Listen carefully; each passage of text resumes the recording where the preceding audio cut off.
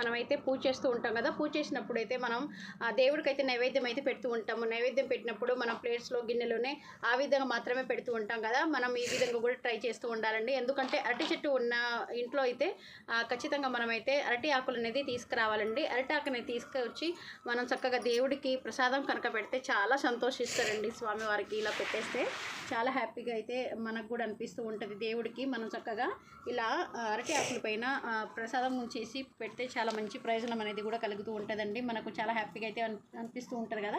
చూడండి ఎంత పచ్చదనం అనేది ఉంటూ ఉంటుంది కదా. అందుకోసం మనం చూడండి ఆకునైతే చూడగానే ఎలా పచ్చదనం కనిపించగానే మనకి ఎంత ఫీలింగ్ అనేది ఉంటూ ఉంటుంది కదా. చూడండి మనం ఈ విధంగా అయితే మనం దేవుడికి ప్రసాదం అనేది పెట్టడం వల్ల మంచి ప్రయోజనం అనేది కలుగుతూ ఉంటుంది. ఫ్రెండ్స్, మీ చుట్టుపక్కల ఎక్కడైనా సరే అరిటాకు ఉంటే కనుక మీరు ఖచ్చితంగా అరిటాకు తీసుకొచ్చి మీరు ఈ విధంగా అయితే దేవుడికి అయితే ప్రసాదం పెడితే చాలా మంచిదని నేను భావిస్తున్నాను.